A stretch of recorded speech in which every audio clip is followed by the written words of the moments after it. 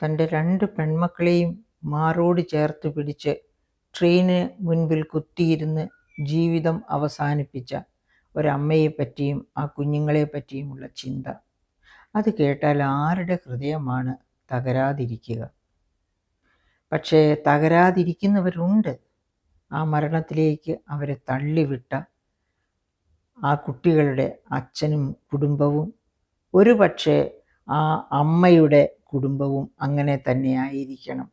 കാരണം ഒരു സമാധാനവും ഒരിടത്തു നിന്നും കിട്ടുന്നില്ല, ചേർത്ത് പിടിക്കാൻ ആരുമില്ല എന്ന ഒരവസ്ഥയിൽ നിന്ന് ഉഴലുമ്പോഴാകണം ഒരമ്മ ഇത്ര ക്രൂരമായ രീതിയിൽ ദാരുണമായ ഒരന്ത്യത്തിലേക്ക് തൻ്റെ കുഞ്ഞുങ്ങളെയും ചേർത്ത് പിടിച്ച് പോയത്. പക്ഷേ ഒരിക്കലും ഒരു സ്ത്രീയും ഇങ്ങനെയുള്ള കടുങ്കൈക്ക് തയ്യാറാവരുത്. അവരെപ്പോഴും ഏതൊരു സ്ത്രീയും പിറന്നു വീണ് ഓർമ്മ വയ്ക്കുന്ന കാലം മുതൽ മനസ്സിൽ സ്വയം ശക്തി സംഭരിച്ചുകൊണ്ട് വേണം വളരാൻ. അങ്ങനെ ശക്തി സംഭരിച്ചു വളരുന്ന സ്വയം ശക്തീകരിക്കപ്പെട്ട സ്ത്രീ ഒരിക്കലും ഇത്തരം തടസ്സങ്ങൾക്ക് മുൻപിൽ, തടസ്സം ഭർത്താവാകട്ടെ, ഭർത്താവിൻ്റെ കുടുംബക്കാരാകട്ടെ, സ്വന്തം കുടുംബക്കാരാകട്ടെ, ഒരു തടസ്സത്തിന് മുൻപിലും മുട്ടുമടക്കില്ല.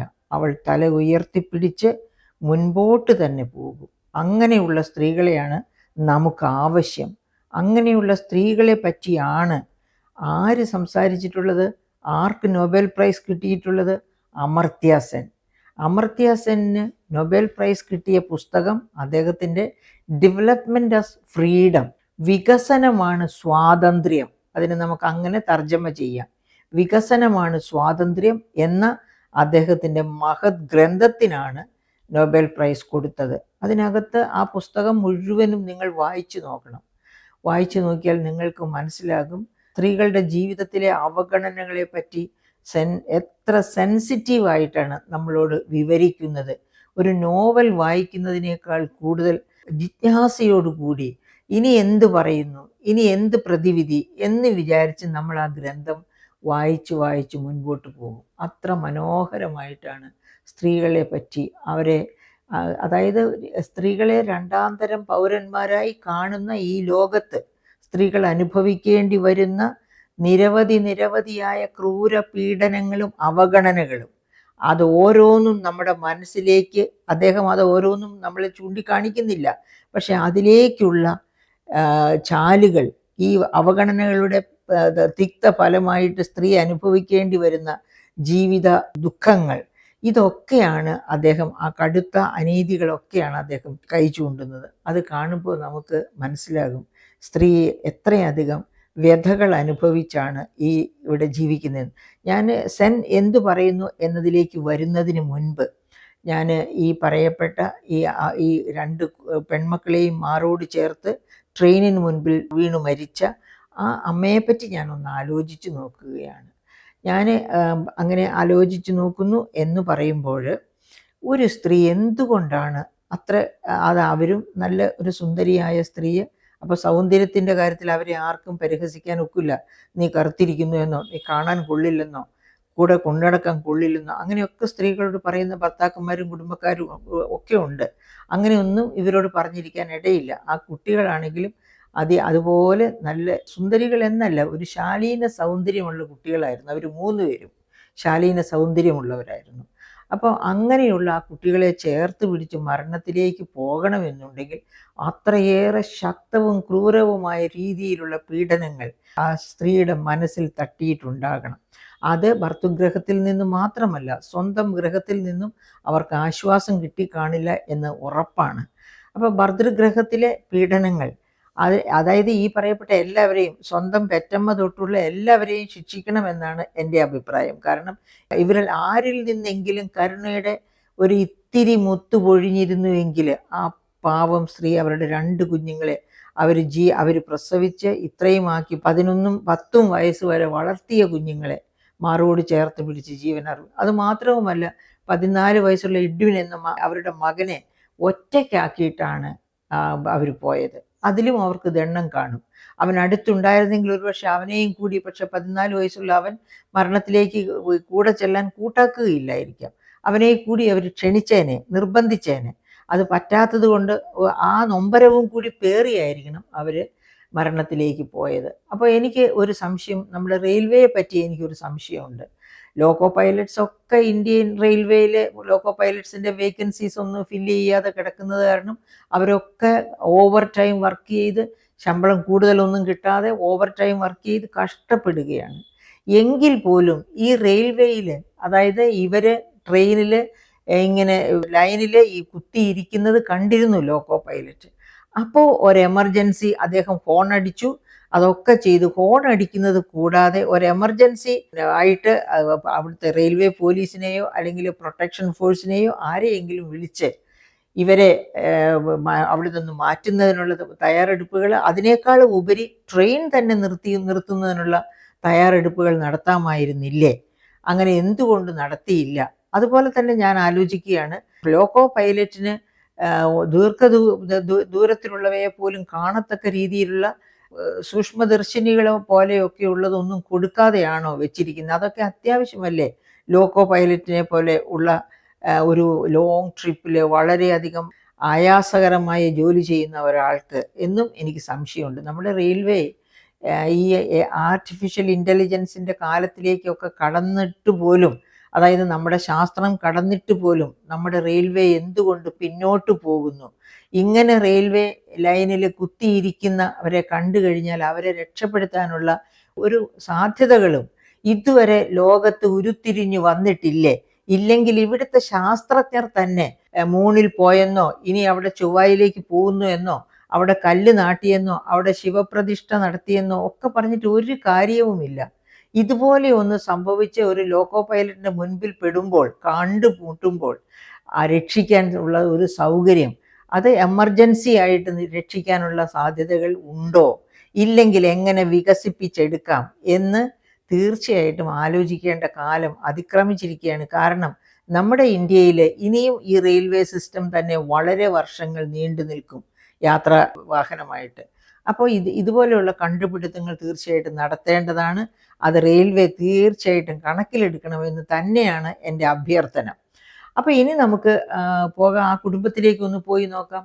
ഈ കുട്ടി BSc നഴ്സിംഗ് കഴിഞ്ഞ ഒരു പെൺകുട്ടിയായിരുന്നു. അങ്ങനെ BSc നഴ്സിംഗ് കഴിഞ്ഞ് 42 വയസ്സെന്ന് പറഞ്ഞാൽ വളരെ നല്ല, ഏറ്റവും പ്രൊഡക്റ്റീവ് ആയിരിക്കേണ്ട ഒരു പ്രായം തന്നെ. ആ പ്രായം കഴിയുന്നേ ഉള്ളൂ. 42 വയസ്സെന്നൊക്കെ പറയുമ്പോൾ ഏറ്റവും പ്രൊഡക്റ്റീവായിട്ടുള്ള കാലത്തിലേക്കിൻ്റെ അവസാന ഭാഗത്തേക്ക് എത്തിക്കൊണ്ടിരിക്കുകയാണ്. അപ്പോൾ അങ്ങനെ എത്തിക്കൊണ്ടിരിക്കുന്ന ഈ കുട്ടിക്ക് ഇതുവരെയും ജോലി കിട്ടിയില്ല. ജോലി കിട്ടിയില്ലെന്ന് പറയുമ്പോൾ നമ്മൾ ഓർക്കണം, വിവാഹം നേരത്തെ കഴിച്ചിട്ടുണ്ടാകണം. അതൊന്നും നമുക്ക് അറിഞ്ഞുകൂടാ. അപ്പോൾ 3 പ്രസവിച്ചു. ഈ 3 പ്രസവത്തിനും ഇടയ്ക്ക് ഇൻ ബിറ്റ്വീൻ ആ കുട്ടിക്ക് ജോലിക്ക് പോകാൻ ഒക്കില്ല. അങ്ങനെയാകുമ്പോൾ തീർച്ചയായിട്ടും ജോലിയിൽ നിന്ന് വിട്ടു നിൽക്കും. അപ്പോൾ എക്സ്പീരിയൻസ് ഇല്ലാത്തവർക്ക് ഇന്നത്തെ കാലത്ത് ജോലി കിട്ടുകയില്ല.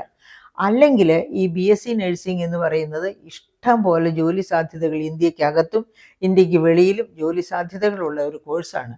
അപ്പോൾ അത് പഠിച്ചിട്ടും ഈ കുട്ടിക്ക് ജോലി ഇല്ലാതിരിക്കേണ്ടി വന്നു. ജോലി ഇല്ലാതിരിക്കേണ്ടി വന്നത് തീർച്ചയായിട്ടും അടുപ്പിച്ചടുപ്പിച്ചുള്ള പ്രസവം. ഒരു കുട്ടിക്ക് 11 വയസ്സുള്ളപ്പോൾ അടുത്ത കുട്ടിക്ക് 10 വയസ്സ് എന്ന് പറയുമ്പോൾ അടുപ്പിച്ചടുപ്പിച്ചാണ്. 14 വയസ്സുള്ള കുട്ടി, 10 വയസ്സുള്ള കുട്ടി, 11 വയസ്സുള്ള കുട്ടി. വലിയ ഗ്യാപ്പില്ല ഈ പ്രസവങ്ങൾക്ക്.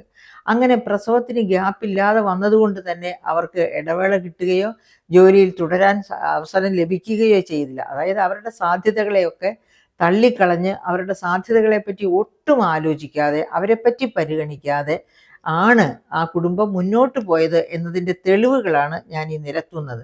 അപ്പം അങ്ങനെ മുന്നോട്ട് പോയ ഒരു കുടുംബത്തിൽ അവർക്ക് ജോലിയിൽ ഈ പ്രസവമൊക്കെ കഴിഞ്ഞ് കുട്ടികൾ 10 വയസ്സായ കുട്ടിയെയും കൂടെ പ്രസവിച്ച് 10 വയസ്സ് വരെയും കൂടി വളർത്തിയൊക്കെ കഴിഞ്ഞപ്പോഴേക്കും പിന്നെ ജോലി കിട്ടാൻ നിവൃത്തിയില്ലാത്ത ഒരവസ്ഥ, എക്സ്പീരിയൻസ് സർട്ടിഫിക്കറ്റ് ഇല്ലാതെ ജോലി കിട്ടാൻ നിവൃത്തിയില്ലാത്ത ഒരവസ്ഥ.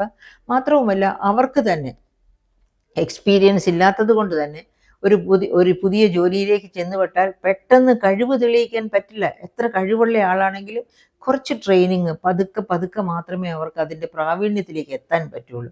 അങ്ങനെയുള്ള ബുദ്ധിമുട്ടുകളെയൊക്കെ കാരണം കൊണ്ടാകാം ഒരു നല്ല ജോലിയിൽ എത്താൻ പറ്റാത്തത്. അപ്പോൾ ഒരു ജോലിയിൽ എത്താൻ പറ്റാത്തതിൻ്റെ പേരിലും ഈ BSc നഴ്സിംഗ് ഒക്കെ കഴിച്ച കുട്ടികളെ കല്യാണം കഴിക്കുന്നവർ, അവർ എന്തോരം സ്വർണവും എന്തുമാത്രം പണവും കിട്ടിയാലും അഡീഷണലായിട്ടൊരു വലിയ പണ സോഴ്സാണ് ഈ BSc നഴ്സിംഗ് എന്ന് പറയുന്നത്. അതായത് വിദേശത്തോ സ്വദേശത്തോ ഒക്കെ നല്ലോണം ജോലിയിൽ കയറി നല്ലവണ്ണം ഏൺ ചെയ്യാൻ സാധ്യതയുള്ള ഒരു പെണ്ണ്. ആ ഒരു കണ്ടീഷനായിരിക്കാം ഇവർക്ക് കിട്ടിയ സ്വർണവും ധനവും മറ്റെല്ലാത്തിനേക്കാൾ ഉപരി ഈ ചെറുക്കൻ്റെ വീട്ടുകാർ പിന്നെ പ്രതീക്ഷിച്ചിട്ടുണ്ടാവുക. അപ്പോൾ അതൊന്നും കിട്ടാതെ വന്നപ്പോഴേക്കും പിന്നെ ഈ മർച്ചൻ്റ് നേവിയിലാണ് ഹസ്ബൻഡ് എന്ന് പറഞ്ഞു. എത്രയോ മാന്യമായി ജീവിക്കുന്ന മർച്ചൻ്റ് നേവിക്കാരെ എനിക്കറിയാം. എത്ര എക്സാമ്പിൾസ്, ക്ലാസിക് എക്സാമ്പിൾസ് പറയത്തക്ക രീതിയിലുള്ള വ്യക്തികളെ ഞാൻ കണ്ടിട്ടുണ്ട്. അവർ 3 മാസം കടലിലായിരിക്കാം, 3 മാസം പിന്നെ വീട്ടിലെ കരയിലായിരിക്കാം. അതൊക്കെ ശരിയാണ്. പക്ഷെ അതുകൊണ്ടൊക്കെ അവരുടെ ജീവിതം മുരടിച്ചു പോവുകയോ മനസ്സ് ദുഷ്ടമാവുകയോ ചെയ്യേണ്ട ഒരു കാര്യവുമില്ല. അപ്പോൾ എന്താണ് ഇവിടെ ഇതൊക്കെ ഇങ്ങനെയൊക്കെ സംഭവിച്ചത്? ഇതിൻ്റെ ഒരുപാട് ഞാൻ പെട്ടെന്ന് പിന്നെ ആലോചിച്ച് പോവുകയാണ്. ഈ ചെറുക്കൻ്റെ അമ്മയെ പറ്റി എനിക്ക് ഒന്നും അറിഞ്ഞുകൂടാ, എങ്കിലും ഞാൻ പറയുകയാണ്. എൻ്റെ ഒരു ഇളയമ്മയെ ഞാൻ ഓർത്തു പോവുകയാണ്. എൻ്റെ ഇളയമ്മ ഞാൻ മൂവാറ്റുപുഴ പഠിച്ചുകൊണ്ടിരിക്കുമ്പോൾ ഞാൻ ചിറ്റപ്പൻ്റെ വീട്ടിൽ ചെല്ലുമ്പോഴാണ് ഇളയമ്മയെ കാണുന്നത്. അപ്പോൾ ഇളയമ്മ ഒരു ദിവസം അങ്ങനെ ചെല്ലുമ്പോൾ നാത്തൂൻ കരഞ്ഞുകൊണ്ടിരിക്കുന്നു. അവിടെ ഒരാങ്ങളയെ കല്യാണം കഴിച്ചിട്ടുള്ളൂ. ആ ആങ്ങളയുടെ ഭാര്യ കരഞ്ഞുകൊണ്ടിരിക്കുകയാണ്. അപ്പോൾ എന്താ നാത്തൂൻ കരഞ്ഞുകൊണ്ടിരിക്കുന്നതെന്ന് ഞാൻ സ്നേഹപൂർവ്വം ചോദിച്ചു. എന്ത് പറ്റി നാത്തൂനെ കരയുന്നതെന്നൊക്കെ ചോദിച്ചുകൊണ്ട് ചെന്നപ്പോൾ അവർ പറഞ്ഞു, മോളെ ഞാനിപ്പോൾ 5ാമത്തെ പെൺകുട്ടിയെയാണ് പ്രസവിച്ചിരിക്കുന്നത്. അപ്പം അമ്മ നിന്നെ കെട്ടിക്കൊണ്ട് വന്നതിന് ശേഷം നീ പെണ്ണുങ്ങളെ തന്നെ പെറ്റുകൂട്ടി നശിപ്പിക്കുക വീട് എന്നും പറഞ്ഞ് എന്നെ എപ്പോഴും ശകാരിച്ചുകൊണ്ടിരിക്കുകയാണെന്ന്. ഒന്ന് ആലോചിച്ച് നോക്കൂ നിങ്ങളൊക്കെ.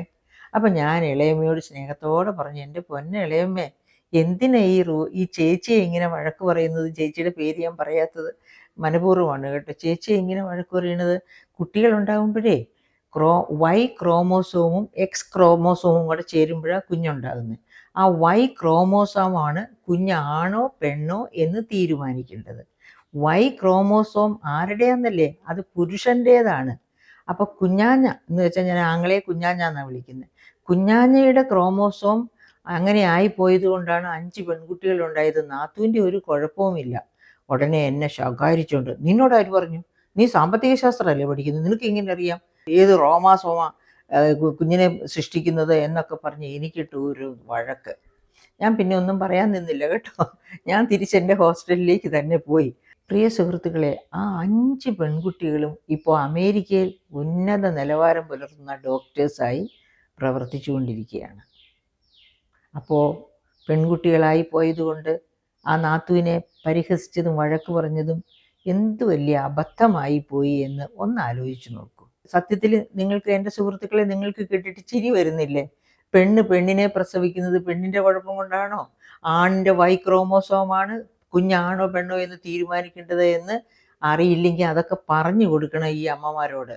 അതല്ലാതെ അതൊക്കെ പറഞ്ഞ് ഈ കല്യാണം കഴിച്ചുകൊണ്ട് വരുന്ന പാവപ്പെട്ട പെൺകുട്ടികളെ പീഡിപ്പിക്കാൻ നിൽക്കരുത് ആരും. അത്ര ദുഷ്ടമായ മനസ്സോടെയുള്ള അമ്മായിയമ്മമാർ എനിക്ക് അന്നൊക്കെ ഉണ്ടായിരുന്നു. അതുപോലത്തെ ഇഷ്ടം പോലെ അമ്മായിയമ്മമാർ എൻ്റെ കുട്ടിക്കാലത്ത്, ഞാൻ കോളേജിൽ പഠിക്കുന്ന കാലത്ത്. ഇപ്പോഴൊക്കെ അങ്ങനത്തെ അമ്മായിയമ്മമാരുണ്ടോ? സംസ്കൃത ചിത്തരല്ലാതെ. എനിക്കത് അത്ഭുതമാണ് തോന്നുന്നത്. രണ്ടായാലും ഈ പാവപ്പെട്ട സ്ത്രീ അങ്ങനെയുള്ള ഒരുപാട് പീഡനങ്ങളുടെ ബലിയാടായിരുന്നിരിക്കാം. അതിൻ്റെയൊക്കെ ആഫ്റ്റർ ഇഫക്റ്റ് ആകാം. അവർ ആ 2 കുഞ്ഞുങ്ങളെ, എന്നെപ്പോലെ കഷ്ടത അനുഭവിക്കാൻ ഈ 2 പെൺകുഞ്ഞുങ്ങളെ ഈ ഭൂമുഖത്ത് എന്തിന് തനിച്ചാക്കി ഞാൻ പോകുന്നു? അതേസമയത്ത് മകനെ കൂടെ കൂട്ടിയില്ല. അതിനൊരു കാരണമുണ്ട്. ആണിൻ്റെ ജീവിതം ഇവിടെ വളരെ സുഖപ്രദമാണ്. അവനെ നോക്കാനും പരിപാലിക്കാനും എല്ലാവരുമുണ്ട്. ലോകം അവൻ്റെ കൂടെയാണ്. അതേസമയത്ത് പെണ്ണിൻ്റെ കൂടെ അല്ല എന്ന ചിന്ത കൊണ്ടായിരിക്കണം ആ പാവം സ്ത്രീയെ, ആ 2 പെൺകുഞ്ഞുങ്ങളെ, അതീവ സുന്ദരികളായ പെൺകുഞ്ഞുങ്ങൾ, ആര് കണ്ടാലും ഒരു മുത്തം കൊടുക്കാൻ തോന്നും. അതുപോലെയുള്ള പെൺകുഞ്ഞുങ്ങളെയും കൂട്ടി മരണത്തിലേക്ക് പോയത് ഇതുപോലെയുള്ള ചിന്തകൾ അവളെ അലട്ടുന്നത് കൊണ്ടായിരിക്കണം എന്നതിന് യാതൊരു സംശയവുമില്ല. വനിതാ ദിനമായിരുന്നല്ലോ മാർച്ച് 8-ാം തീയതി. ആ വനിതാ ദിനം കഴിയുന്നതിന് മുൻപ് വനിതാ ദിനത്തിലേക്ക് നമ്മൾ നടന്നെടുത്തുകൊണ്ടിരിക്കുമ്പോഴാണ് ഈ അമ്മ കുഞ്ഞുങ്ങളെയും കൊണ്ട് ട്രെയിനിൻ്റെ മുമ്പിൽ ചാടി മരിക്കുന്നത്. ഛിന്ന ഭിന്നമായി പോയ ആ ബോഡി, അത് കണ്ട് ആ ട്രെയിൻ പോലും കരഞ്ഞിട്ടുണ്ടാകുമെന്നാണ് എനിക്ക് തോന്നുന്നത്. കാരണം ആ ട്രെയിൻ അറച്ചു കാണും ആ ബോഡിക്ക് അവരുടെ മുകളിലൂടെ കടന്നു പോകാനായിട്ട്. അപ്പോൾ അത്ര ക്രൂരമായ രീതിയിൽ അവർ കൊല ചെയ്യപ്പെടുന്നു. അവരെ കൊല്ലുകയായിരുന്നു ഈ സമൂഹം. അവരുടെ ചുറ്റുവട്ടത്തുള്ള ഏറ്റവും അടുത്ത ആൾക്കാർ, ആ ഏറ്റവും അടുത്ത ആൾക്കാരാണ് അവരെ ആ തരത്തിൽ കൊന്നത്. അപ്പോൾ ആ ദുഃഖം അങ്ങനെ നിൽക്കുകയാണ് എൻ്റെ പ്രിയപ്പെട്ട സുഹൃത്തുക്കളെ ഞാൻ നിങ്ങളെ അമർത്യ സെന്നിലേക്ക് കൊണ്ടുപോകുന്നത്. അമർത്യ സെൻ അദ്ദേഹത്തിൻ്റെ ഡെവലപ്മെൻറ്റ് ആസ് ഫ്രീഡം ഞാൻ ആദ്യമേ പറഞ്ഞല്ലോ, വികസനമാണ്, സ്വാതന്ത്ര്യമാണ് വികസനം. വികസനം എന്ന് പറയുന്നത് ഒരുപാട് ഉൽപ്പാദിപ്പിക്കുന്നതോ ഒരുപാട് തിന്നുന്നതോ ഒന്നുമല്ല. ഏറ്റവും പ്രധാനമായിട്ട് വികസനം എന്ന് പറയുന്നത് മനുഷ്യന് സ്വതന്ത്രരായി സ്വാതന്ത്ര്യത്തോടെ ജീവിക്കാൻ കഴിയുക. അതായത് അനാവശ്യ കാര്യങ്ങൾക്ക് വേണ്ടി വ്യക്തിത്വത്തെ ഹനിക്കുകയും ഒക്കെ ചെയ്യുന്ന ഒരു ചുറ്റുപാടിലല്ല ജീവിക്കേണ്ടത്. ഓരോരുത്തരുടെയും സ്വാതന്ത്ര്യത്തിനനുസരിച്ച്, ചിന്തയ്ക്കനുസരിച്ച് മുന്നോട്ട് പോകാനുള്ള അവസരമുണ്ടാകണം. എന്ന് വെച്ചാൽ മയക്കുമരുന്നും കഞ്ചാവും മദ്യവും ഒക്കെ സേവിച്ച് സുഖമായിട്ട് ജീവിക്കണമെന്നല്ല ഞാൻ ഉദ്ദേശിക്കുന്നത്. അത് ആരും ചെയ്യാൻ പാടില്ല. കാരണം എന്താണെന്ന് വെച്ചാൽ, ഞാൻ മയക്കുമരുന്നോ അങ്ങനെ എന്ത് അനാവശ്യ വസ്തു എടുക്കുന്നോ അതൊക്കെ എൻ്റെ അവകാശമാണെന്ന് ധരിക്കുന്ന തെറ്റിദ്ധാരണ, എന്നിട്ട് ഞാൻ ഇഷ്ടം പോലെ മറ്റുള്ളവരിൽ മെക്കിട്ട് കയറുക, അതിനെനിക്ക് യാതൊരു അവകാശവുമില്ല. യഥാർത്ഥ വികസനം എന്ന് പറയുന്നത് നമ്മുടെ മനുഷ്യ വികസനം, അതായത് മനസ്സിൻ്റെ വികസനം. ആ മനസ്സിൻ്റെ വികസനമാണ് ഉദ്ദേശിക്കുന്നത്. മനസ്സ് വികസിക്കണം എന്നുണ്ടെങ്കിൽ വിജ്ഞാനത്തിലൂടെ, നല്ല ഭക്ഷണത്തിലൂടെ, നല്ല ആരോഗ്യത്തിലൂടെ. ആദ്യം വേണ്ടത് നല്ല ആരോഗ്യം, നല്ല പിറവി, നല്ല പിറവിക്ക് ശേഷം നല്ല ആരോഗ്യകരമായ ജീവിതം, നല്ല ആരോഗ്യകരമായ ജീവിതത്തോടൊപ്പം നല്ല വിദ്യാഭ്യാസം, നല്ല വിദ്യാഭ്യാസത്തോടെ ഒപ്പം നല്ല ചിന്തകൾ മനനം ചെയ്ത് മനസ്സിൻ്റെ അഴുക്കിനെ കഴുകിക്കളഞ്ഞ് നന്മയെ വളർത്തിയെടുത്ത് ഉത്തമ സ്ത്രീയായി ഉത്തമ പുരുഷനായി വളരുക. അതാണ് സ്വാതന്ത്ര്യം ആണ് വിജയം, സ്വാതന്ത്ര്യമാണ് വികസനം എന്ന് അമർത്യ സെൻ പറയുന്നതിൻ്റെ യഥാർത്ഥ അർത്ഥം അങ്ങനെയാണ്. അങ്ങനെ ഉത്തമ പൗരത്വത്തിലേക്കുള്ള ആ വളർച്ച, അതിന് തടസ്സം നിൽക്കുന്നത് എന്തൊക്കെയുണ്ടോ അവയെ ഒക്കെ വെട്ടി നശിപ്പിക്കാൻ കഴിയുന്ന ഒരു സാമൂഹിക ചുറ്റുപാട് നമുക്ക് അനിവാര്യമാണ് എന്നുള്ള കാര്യത്തിൽ സംശയമില്ല. അപ്പൊ എന്തൊക്കെയാണ് ഒരു പെൺതരി ജനിച്ചു വീണാൽ ആ പെൺതരിയുടെ വികസനത്തെ, വളർച്ചയെ തടസ്സപ്പെടുത്തുന്ന എന്തൊക്കെ കാര്യങ്ങളാണ് അമർത്യ സെൻ ചൂണ്ടിക്കാണിക്കുന്നത്. അദ്ദേഹത്തിൻ്റെ ആ ഗ്രന്ഥത്തിൽ തന്നെ നിങ്ങൾക്ക് താല്പര്യമുണ്ടെങ്കിൽ എടുത്ത് വായിച്ചാൽ കൃത്യമായിട്ട് മനസ്സിലാക്കാൻ പറ്റും. ഏറ്റവും ആദ്യത്തെ തടസ്സം എന്ന് പറയുന്നത് ഭ്രൂണഹത്യ തന്നെ. അതായത് പെൺഭ്രൂണമാണ് ഗർഭപാത്രത്തിൽ ഉരുത്തിരിഞ്ഞിരിക്കുന്നത് എന്ന് കണ്ടാൽ, അതായത് അങ്ങനെ അതിനുള്ളൊരു അവസരം ഡോക്ടേഴ്സിനെ കണ്ട് ടെസ്റ്റ് നടത്തി അറിഞ്ഞാൽ, ആ പെൺഭ്രൂണമാണെന്ന് അറിഞ്ഞാൽ ആ ക്ഷണം ആ ഭ്രൂണം ഹത്യ ചെയ്ത് കളയുക. നമുക്കറിയാമല്ലോ, ഇവിടുത്തെ ഹിന്ദു ധർമ്മപ്രകാരം അന്ത്യകർമ്മങ്ങളൊക്കെ മകൻ ചെയ്താലാണ് സ്വർഗത്തിൽ പോകുക എന്നാണ് തെറ്റിദ്ധാരണ. അപ്പൊ അത് കാരണം കൊണ്ട് പെൺഭ്രൂണമാണ് എന്ന് കണ്ടാൽ ഹത്യ ചെയ്യുക. എല്ലാവരും അങ്ങനെ ഹത്യ ചെയ്യുന്നു എന്നല്ല, അങ്ങനെ ഹത്യ ചെയ്യുന്ന ഒരുപാട് പേരുണ്ട്. അതുപോലെ തന്നെയാണ് ആദ്യം സ്ത്രീയും പുരുഷനും വിവാഹത്തിന് ശേഷം ചേരുന്നത് തന്നെ ഹിന്ദു ശാസ്ത്രപ്രകാരം ആൺകുട്ടി ജനിക്കാൻ സാധ്യതയുള്ള സമയത്തും ഒക്കെയാണ് എന്ന് ഓർക്കണം നമ്മൾ. അങ്ങനെയുള്ളതെല്ലാം കൂടെ കൂട്ടിച്ചേർത്ത് വായിച്ച് മനസ്സിലാക്കിയിട്ടാണ് അമർത്യ സെൻ ഇങ്ങനെ പറഞ്ഞിരിക്കുന്നത്. അതങ്ങനെ ഗർഭപാത്രത്തിൽ വെച്ച് തന്നെ പെൺഭ്രൂണമാണെങ്കിൽ ഹത്യ ചെയ്യുന്ന എല്ലാവരുമില്ല, ഒരുപാട് ഭ്രൂണഹത്യകൾ ഇന്ത്യയിൽ മാത്രമല്ല ചൈനയിലൊക്കെ. ഇന്ത്യയിൽ ഭ്രൂണഹത്യ ഉണ്ട് എന്നുള്ളതിൻ്റെ തെളിവാണല്ലോ നമ്മുടെ പോപ്പുലേഷൻ 2011 പോപ്പുലേഷൻ സ്റ്റാറ്റിസ്റ്റിക്സ് അനുസരിച്ച് സ്ത്രീ പുരുഷ അനുപാതം എത്രയാണ്? 927 സ്ത്രീകളെ ഉള്ളൂ 1000 പുരുഷന്മാർക്ക്.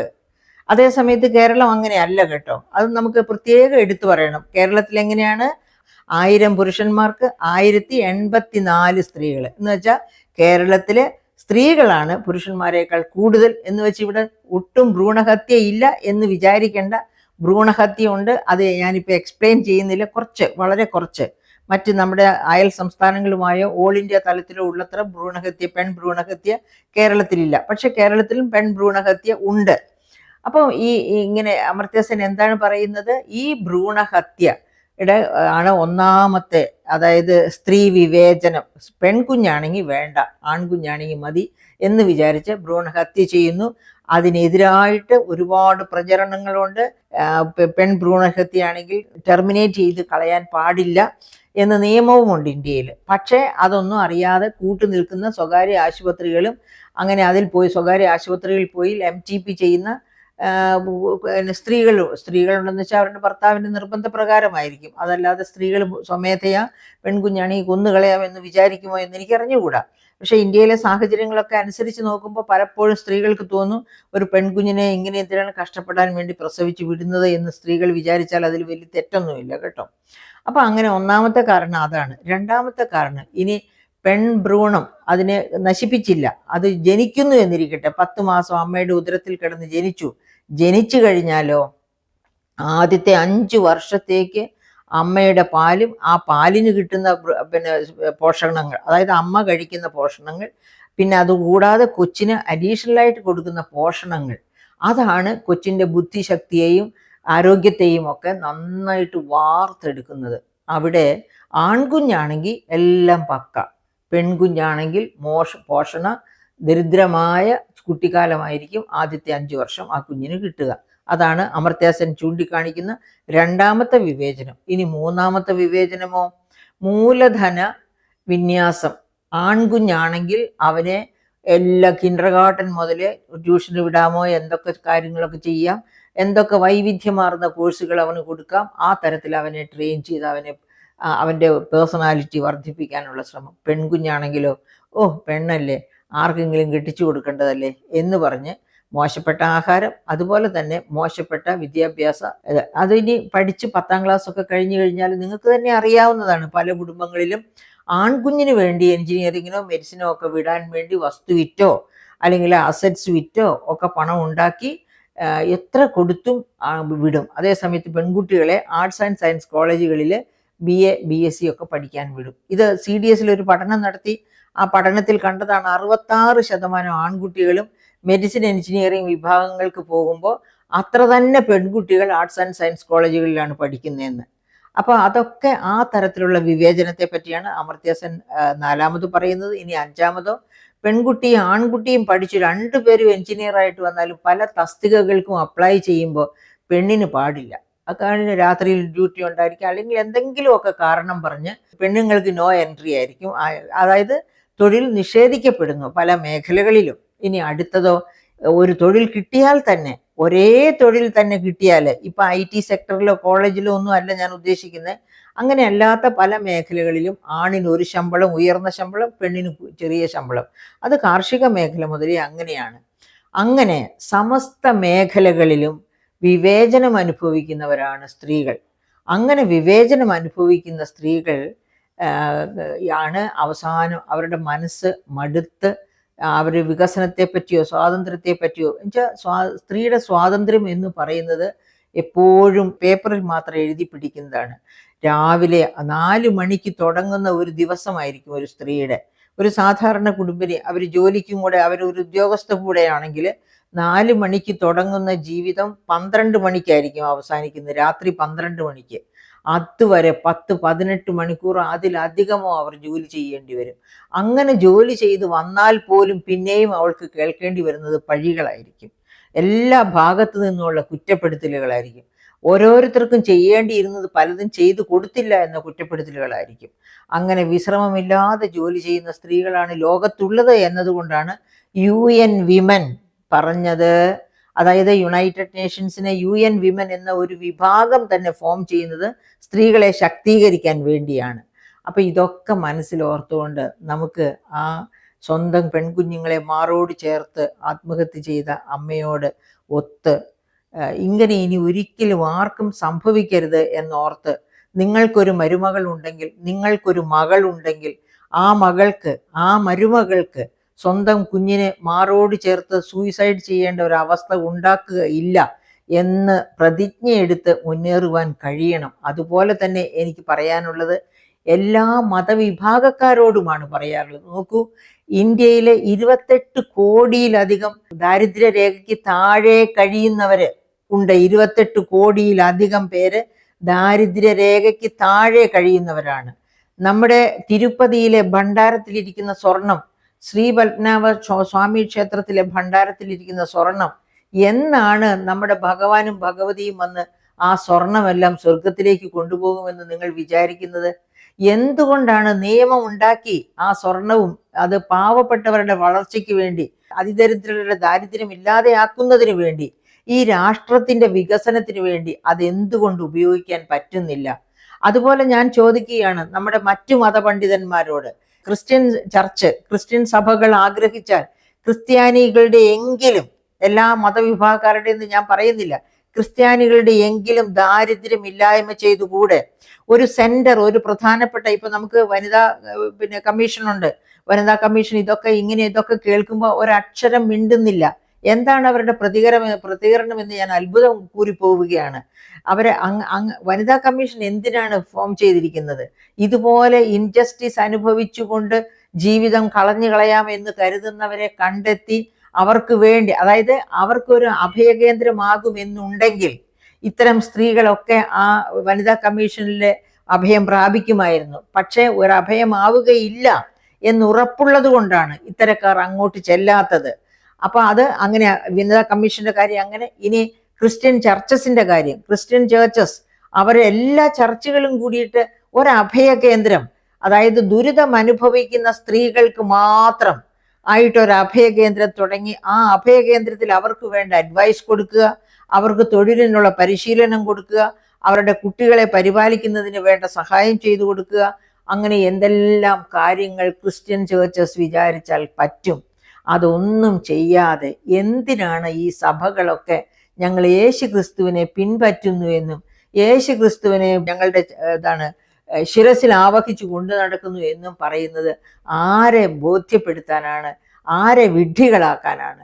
ഇതൊക്കെ ഇങ്ങനെയുള്ള മരണങ്ങൾ കാണുമ്പോഴെങ്കിലും, അത് ക്രിസ്ത്യൻ കുട്ടികളാണ് ആ മരിച്ചവര്, അത് കാണുമ്പോഴെങ്കിലും യേശു ക്രിസ്തു നിങ്ങളെ ചാട്ടവാറുകൊണ്ട് അടിക്കുമെന്ന് എന്തുകൊണ്ടാണ് മതപണ്ഡിതന്മാരെ നിങ്ങൾക്ക് തോന്നാത്തത്? നിങ്ങൾ ഏത് വിഭാഗത്തിൽപ്പെട്ടതുമാകട്ടെ, പെൺകുട്ടിയുടെ വിഭാഗം ഏതുമാകട്ടെ, ഏത് വിഭാഗത്തിൽപ്പെട്ടവർക്കും യേശുക്രിസ്തുവിന്റെ ചാട്ടവാറടി ഏറ്റുവാങ്ങേണ്ടി വരും എന്നുള്ളതിന് യാതൊരു സംശയവുമില്ല.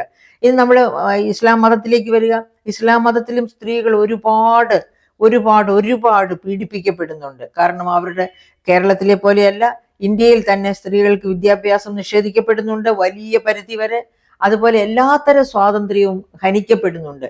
ഇത്തരം സ്ത്രീകളെ എല്ലാം നോക്കിയാണ് അമർത്യ സെൻ തൻ്റെ ആ ഡെവലപ്മെന്റ് ആസ് ഫ്രീഡം എന്ന പുസ്തകം, ആ പുസ്തകത്തിന് പുറംചട്ട കണ്ടാൽ തന്നെ നിങ്ങൾക്കറിയാം അതിനകത്ത് വലിയ ശക്തരായ പുരുഷന്മാരുടെ രൂപങ്ങളോ ഈശ്വരന്മാരുടെ രൂപങ്ങളോ അല്ല ഉള്ളത്. പാവപ്പെട്ട ദാരിദ്ര്യം അനുഭവിക്കുന്ന സ്ത്രീകളുടെ രൂപമാണുള്ളത്. അതിനാണ് അദ്ദേഹത്തിന് നോബൽ പ്രൈസ് കൊടുത്തത്. അപ്പൊ ഈ ലോകത്തിന്റെ നിലനിൽപ്പിന്, പ്രിയപ്പെട്ട മതങ്ങളെ നിങ്ങൾ ഓർക്കുക, മതപണ്ഡിതരെ നിങ്ങൾ ഓർക്കുക, ലോകത്തിന്റെ നിലനിൽപ്പിന് പുരുഷന്മാർ മാത്രം പോരാ. നിങ്ങൾക്കറിയാമോ, യുണൈറ്റഡ് നേഷൻസ് 1975-85 വനിതാ ദശകമായി ഡിക്ലെയർ ചെയ്തു. എന്നിട്ട് അവര് അതിന്റെ അവസാനം പറഞ്ഞത്, ലോകത്ത് ചെയ്യപ്പെടുന്ന ജോലിയുടെ 2/3 ചെയ്യുന്നത് സ്ത്രീകളാണ്. പക്ഷെ 10-1 വരുമാനം മാത്രമേ അവർക്ക് കിട്ടുന്നുള്ളൂ. 100-1 ആസ്തികൾ മാത്രമേ സ്ത്രീകളുടെ പേരിലുള്ളൂ. അത്ര വലിയ പക്ഷാഭേദമാണ് സ്ത്രീകൾ അനുഭവിച്ചു കൊണ്ടിരിക്കുന്നത്. അതുകൊണ്ട് ഏത് മതത്തിൽപ്പെട്ട പുരോഹിത വർഗമാണെങ്കിലും ഓർക്കുക, നിങ്ങളുടെ ജനങ്ങളെ പ്രബുദ്ധരാക്കേണ്ടത് സ്ത്രീ പുരുഷ സമത്വത്തെ പറ്റി പഠിപ്പിച്ചാണ്, അതല്ലാതെ സ്ത്രീകളെ ചൂഷണം ചെയ്യാൻ പഠിപ്പിച്ചല്ല.